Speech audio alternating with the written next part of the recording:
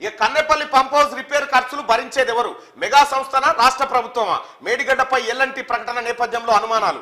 ఏడాదిన్నర కిందట వరదలకు మునిగిన కన్నెపల్లి పంప్ హౌస్ ఖర్చులు కాంట్రాక్టు సంస్థే భరిస్తుందని నాడు చెప్పిన బీఆర్ఎస్ సర్కార్. రిపేర్లు, కొత్త మోటార్ల కోసం 1200 కోట్లకు పైనే వ్యయం. ఈ ఖర్చు భరించేదెవరో బయట పెట్టని ఇరిగేషన్ ఆఫీసర్లు. మేడిగడ్డ బ్యారేజీ రిపేర్ల ఖర్చు కాంట్రాక్టు సంస్థదేనన్న గత సర్కార్ పెద్దలు. తమకు ఎలాంటి సంబంధం లేదని తేల్చి చెప్పిన ఎల్ఎన్టీ.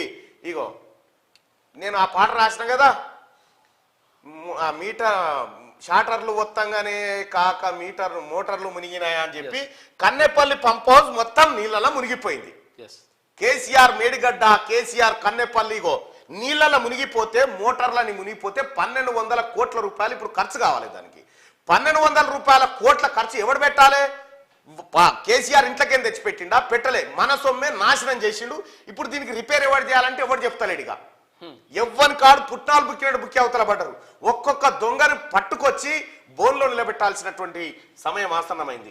మేడిగడ్డ బ్యారేజీ రిపేర్లతో తమకు సంబంధం లేదని కాంట్రాక్ట్ సంస్థ ఎల్ఎన్టీ తేల్చి చెప్పిన నేపథ్యంలో గతంలో కన్నెపల్లి పంప్ హౌస్ రిపేర్ల ఖర్చు ఎవరు భరించారనేది ఇప్పుడు ఆసక్తికరంగా మారింది. కుంగిన మేడిగడ్డ బ్యారేజీ రిపేర్ల ఖర్చును ఎల్ఎన్టీ కంపెనీయే భరిస్తుందని అసెంబ్లీ ఎన్నికలకు ముందు ఇంజనీరింగ్ ఆఫీసర్లు, బీఆర్ఎస్ సర్కార్ పెద్దలు చెప్పారు. గతేడాది కన్నెపల్లి పంప్ హౌస్ విషయంలోనూ ఇలానే చెప్పారు. అప్పట్లో కన్నెపల్లి పంప్ హౌస్ రిపేర్లు, కొత్త మోటార్ల కొనుగోలుకు 1200 కోట్లకు పైగా ఖర్చు చేశారు.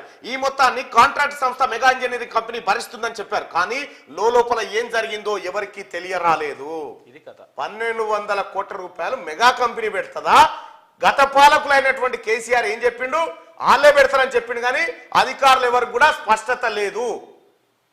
వస్తుందా సస్తదా అనేది ఎవరికి తెలియదు. ఇంకా ఇగో ఈ రకంగా విధ్వంసం చేసిండు కేసీఆర్ తెలంగాణ రాష్ట్రాన్ని.